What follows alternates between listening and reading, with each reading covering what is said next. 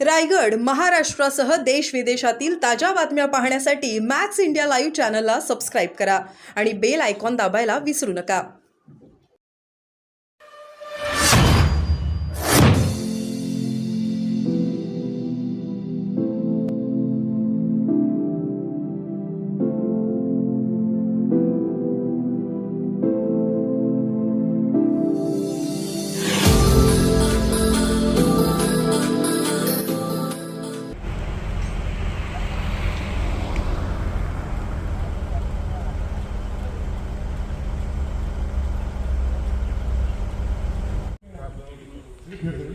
पण हा वेगळा विषय आहे. हा तुमचा पिकाचा नुकसानीचा विषय आहे.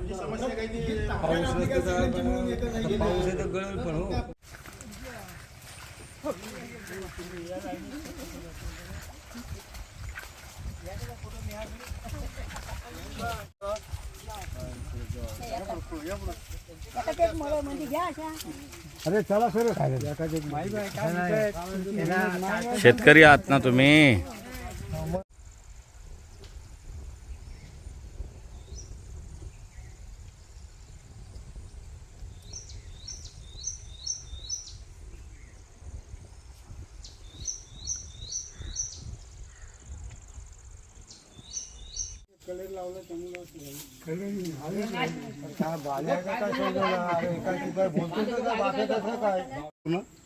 काळी खेड आहे का? त्याला खेड बोलतात. खेड बोलतात आणि यामुळे संपूर्ण शेतकरी नुकसान होतं. Okay okay. याला बाजारभाव पण नाही. हे का सगळं हे सगळं काळी तुमच्या पुढ्यातच आहे. हे सगळं काळं आहे. हे संपूर्ण आले. मग हे बियाणांमध्ये जरा फसवणूक झाली का? खराब निघाले ना. गुरुजी बोला. जे खेड आहे हा. ही खेड आहे, याच्यामध्ये अशी खेड आलेली आणि या खेडीमुळे संपूर्ण शेतकऱ्याचं संपूर्ण नुकसान होत आहे. जे भात पिकतो ते भात जास्त पिकत नाही आणि ह्याच्यामुळे शेतकरी फार नुकसान आहे. तांदूळ पण तांदूळ मिळणार काही नाही आणि ते गळून सर्व जातं सर्व. ओके. हे धोकादायक आहे का ते?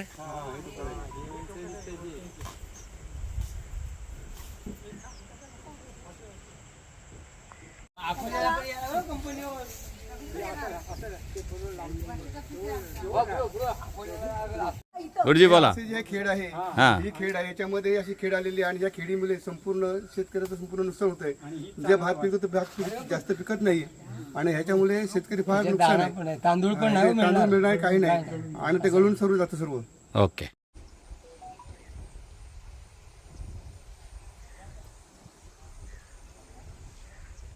काय सांगाल? काय नाव आपलं? कुठल्या गावचे शेतकरी आहात आपण? आणि सध्या पिकाची नुकसान काय झालंय पिकांचं? आम्ही सर्व शेतकरी बांधव आपटणे ग्रामस्थातले आहोत आणि आम्ही संपूर्ण कृषी खात्याकडून बियाणं आणलं होतं आणि हे बियाणं आणल्यानंतर संपूर्ण खेड निघाली. संपूर्ण शेतीचं नुकसान झालेलं आहे आणि यामुळे संपूर्ण शेतकरी राजा माझा संपूर्ण म्हणजे नुकसान झाल्यामुळे संपूर्ण तो एकदम खचित झालेला आहे. तर असं आमच्याकडे संपूर्ण भरपाई मिळावी अशी आमच्या सर्वांच्या शेतकऱ्यांमार्फत आम्हाला विनंती आहे तुम्हाला. तरी किती शेतकरी साधारणतः असतील असे नुकसानग्रस्त? असं संपूर्ण आता गावात संपूर्ण गावात म्हणा काय हरकत नाही. अख्या तालुक्यात संपूर्ण कृषी अधिकाऱ्यांनी समजून घेतलं. सर्व तालुकाच याच्यामध्ये आहे. काय नाव तुमचं? आणि आता शेत पिकाचं मोठ्या प्रमाणावर नुकसान झालंय. कशी फसवणूक झाली आपली? काय सांगाल? काय नाव? माझं नाव सुनंदा बलिराम जाधव. आपटण्यात राहतो आम्ही. आमचं 150 घराचा उंबाट आहे. सगळी शेतकरीच आहेत. त्यातला न शेतकरी असा कोणच नाही. पण बियाण्याच्या भाताला भात चांगला येतो, पीक भरपूर येतो म्हणून आम्ही आगोडच्या तोंडी 5-5, 4-4 हजार रुपये लोटून शनी 4-4 महाबीज म्हणून शनी कृषी खात्यातनं बियाणं आणतो. आणि त्या बियाण्याला आम्हाला तर त्या टायमालाच वाटलं होता की लाल गुळ आहे म्हणजे ह्या भातात काहीतरी आम्हाला अनुभव असतो. आम्ही काय अशी शेतकरी करतो त्यातमध्ये आम्हाला बरोबर माहिती असतो खेड कुठची, चांगला भात कुठचा. पण बियाण्याच्या भाताला व्यवस्थित लो मिळते म्हणून आम्ही आगोडचा जरी असला दिवस तरी पण पैसे खपून शनी महाबीज आणतो. कारण चांगली वर्षभर आम्ही मेहनत करावा, तिथं आम्ही वर्षभर मारावा, पिकऱ्यात चांगली यावा म्हणून शनी आम्ही बियाणं बाहेरून आणतो. नाही तर आमच्याकडे काय खूप बियाणं असतो पण आम्ही दरवर्षी बियाणं बदलतो. आता काय झालंय नेमकं? आता जाम खेळ आले भाताच्या वरती. लोम 50% लोम आणि 50% खेळ असे झालंय. सगळं बियाणं ते सगळं वाठवलं झालंय शेताचं. आम्ही नाराज आहोत. काय करावं असं झालंय. काय सरकारकडे मागणी काय तुमची? सरकारकडनं आमचा भरपाई करून द्यावा, कारण आम्ही त्यातमध्ये लय मेहनत केली. आता आम्ही खायचं काय वर्षभर एवढी आता मेहनत आम्ही- करू ना, आमचं मेहनत सगळी फुकट गेली दुसरं आता पाण्यात आम्हाला गेली. आहेच काय. काय नाव तुमचं आणि कोणत्या गावचे आपण शेतकरी आहात आणि एकूणच कशा पद्धतीने आपली फसवणूक झाली आहे? सध्या भात पिकांवर जी कीड आलेली आहे किंवा खेड आलेली आहे, काय प्रकार आहे नेमका? काय नाव? माझं नाव भरत शिवराम दंत, मी राहणार आपटोणे गावचा आहे. माझा शिक्षण हा 10वी पास होऊन मी शेतकरी वळणाकडे वळलेला आहे.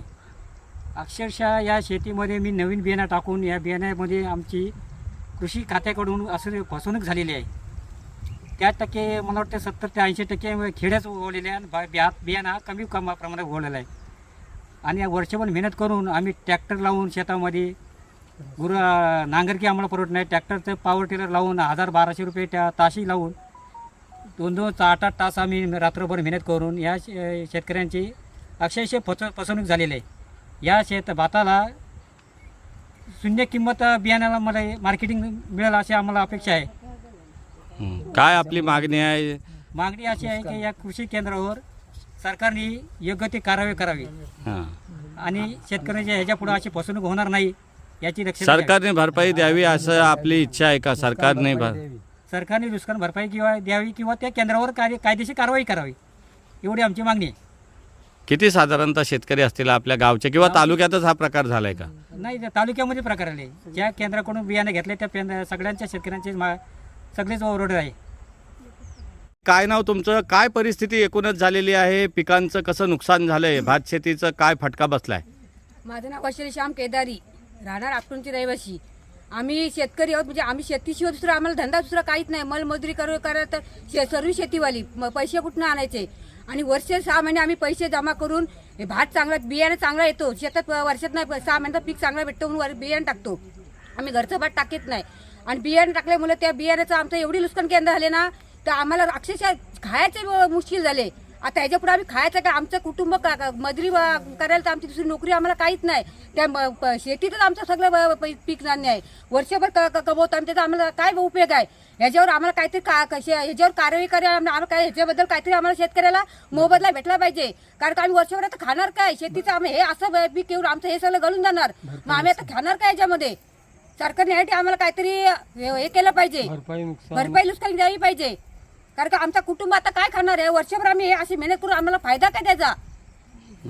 आता काय संकट आहे तुमच्या पुढं? संकटात सगळं आलंय भात, पण ते सगळं गळून जाणार. आम्ही खाणार काय म्हणजे त्याच्यामध्ये? पावसाने सगळं आमचे बियाणे दिला, पण बियाणे सगळं खराब निघाला.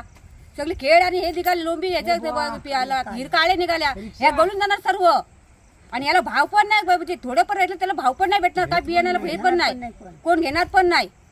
आम्हाला खाण्यासाठी काहीतरी आता सरकारने काहीतरी आमच्याकडे बघावं, एवढीच आमची नम्र विनंती आहे. काय सांगाल? काय नाव आपलं आणि काय एकूणच परिस्थिती आहे भात बियाणांमध्ये? काय सध्या तक्रारी आहेत शेतकऱ्यांच्या?